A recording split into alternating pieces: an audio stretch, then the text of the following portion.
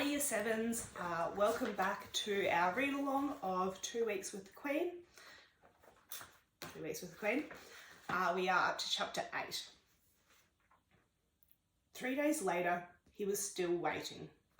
Sitting at the breakfast table, he heard the postman pushing letters through the flap in the front door. He raced out into the hall and scooped them up off the mat. Gas bill, Reader's Digest, local church magazine, a small parcel from Birmingham that rattled. Nothing from the Queen. "Don't fret, love," said Auntie Iris, taking the letters from him. "You only left 6 days ago. Takes at least 7 days for a letter to get here from Australia."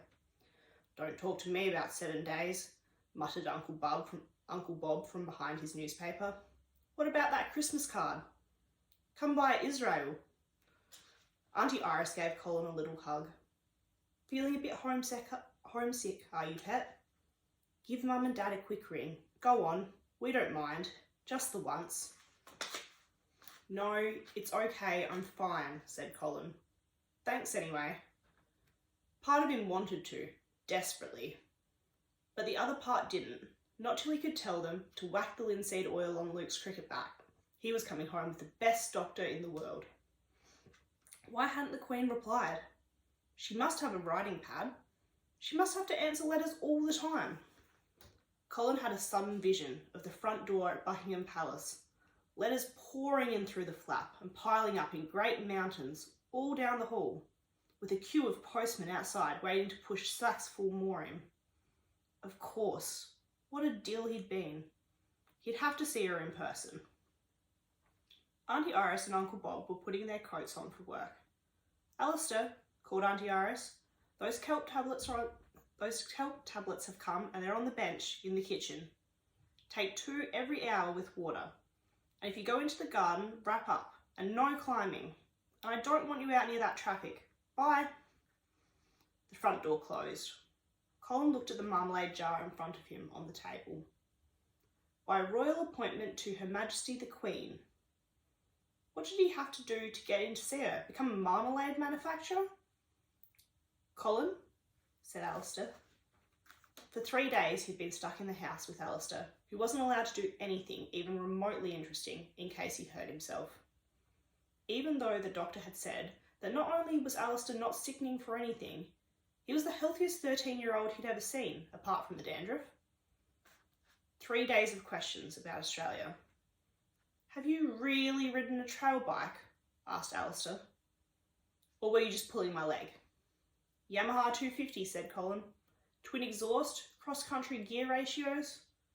Alistair's eyes shone as he chewed his bacon. "Must have been brilliant." "It was okay, till the brakes failed and I went off a cliff." "A cliff?" Alistair stared at him in admiration. Colin pulled himself together.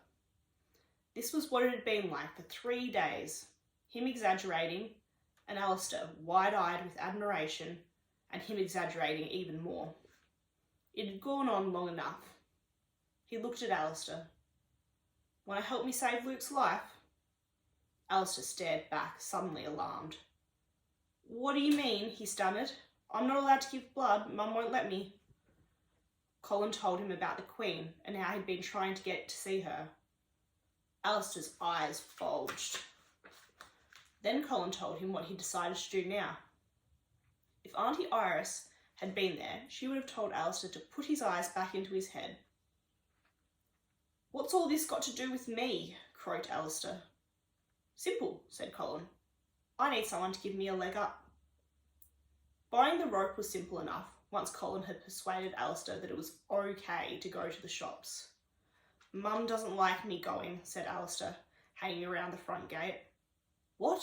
said Colin. "Does she think a bus is going to mount the curb, weave through all the other shoppers, carefully avoiding rubbish bins and brick walls and flatten you?" "Well, one could do, couldn't it?" "Okay," said Colin. "You stay here." "I'll come," said Alistair. The alarm went off under Colin's pillow, and for a moment he thought Luke had borrowed Dad's electric drill again. His heart leapt. It had been bad enough the first time, Luke trying to repair the loose drawer in Colin's room and drilling through 6 pairs of underpants. Colin opened his eyes and remembered where he was. Then he remembered why he'd set the alarm. He pulled the clock from under the pillow and peered at it in the darkness. 3:30. He got out of bed and got dressed as quickly as he could, which wasn't that quickly because his body was shivering all over and his fingers were going numb with the cold. He felt under the bed and slid out his footy bag. He peered inside. The rope was still there. He pulled his 2 jumpers up and under his armpits, wound the rope round and round his middle and tied a knot, and pulled the jumpers back down over the rope. Then he crept into Alistair's room and shook Alistair awake. "I took the pills," mumbled Alistair. "Honest, Mum." "It's time to go," whispered Colin. Alistair opened his eyes and blinked at Colin. "I'm scared," he said. "Get dressed," said Colin, "or we'll miss the bus." "Mum doesn't let me go into town by myself," said Alistair. "You won't be by yourself," said Colin. "I'll be with you." "What if you get shot?" "Okay," said Colin, "you stay here." "I'll come," said Alistair. The driver of the night bus gave them a suspicious look as they got on and paid their fares. Colin held his breath. It was probably just that not many kids caught the 3:50 a.m. bus into town. "It's a real pain having to start work at 4:30, Colin said to Alistair. "Still, that's the price we have to pay for owning our own milk bar." "Eh?" said Alistair.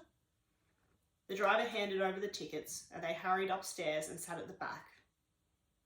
They travelled in silence for a few minutes. Then Alistair turned to Colin. "What if they've got dogs?" he said. "They haven't got dogs," said Colin. "How do you know?" It was in our local paper at home," said Colin. "A couple of years ago a bloke got into Buckingham Palace at night, and the next morning when the Queen woke up he was sitting at the end of her bed looking at her. He didn't have a single dog bite on him." "I remember that," said Alistair. "If he can do it, I can," said Colin. "They put him in the loony bin," said Alistair. Colin began to wish Alistair hadn't come. They got off the bus in the middle of the freezing, empty city, and Colin looked at his map under a street lamp. "What if we get lost?" said Alistair. "We won't," said Colin. "It could take them days to find us," said Alistair. "We could starve if we don't die from pollution." "You don't have to come," said Colin, crossing the road towards the park. "I'll come," said Alistair. The park was black. They walked next to the railings for a long time.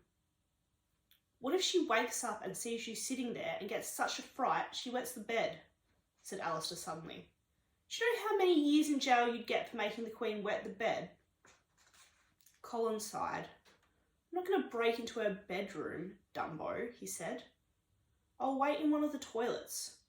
When she's got up and had her breakfast, I'll pop into the dining room and have a word with her then." They turned a corner and there was the palace. Instead of the roaring traffic and milling tourists of 3 days ago, the huge space in front of the palace was silent and empty, except for 2 policemen standing by the gate. Alistair gave a little whimper. Colin grabbed him and moved him along the railings, keeping out of the light from the street lamps. The policeman didn't look over. Colin steered Alistair round a bend, and there in front of them, stretching away as far as Colin could see, was the back wall of the palace. They crossed the road and stood at the base of the wall. It was 3 times as high as Colin, and on the top were sharp black metal spikes. "Don't let those spikes touch you," said Alistair, trembling. "I've got 4 jumpers on," said Colin, lifting the top 2 and unwinding the rope from round his middle. He tied a lasso knot in one end, and while he was doing it, he suddenly remembered all the lasso knots he tied with Doug Beals those afternoons they'd spent lassoing Doug's younger sister, Gayleen. He looked up and down the road. No cars, no people. He threw the lasso high up the wall. It hit a spike, slipped off, and tumbled down. "Hurry up," hissed Alistair, trembling even more. "Pretend it's one of those crocodiles you're always roping." Colin threw the lasso again and missed again. He wished he'd had more practice with Gayleen. He threw again. The lasso flopped over a spike and stayed there. Colin yanked it tight and hauled on the rope. "Okay," said Alistair. He said to Alistair, "Give me a leg up." Alistair obviously hadn't given anyone a leg up before. It took him a while to grasp the concept. Then he started pushing Colin up the wall. Colin could feel him trembling. "Oh my God," said Alistair.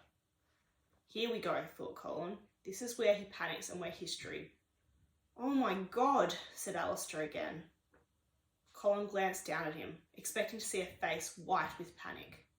Instead, he saw a face beaming with excitement. "We're breaking into Buckingham Palace," squeaked Alistair.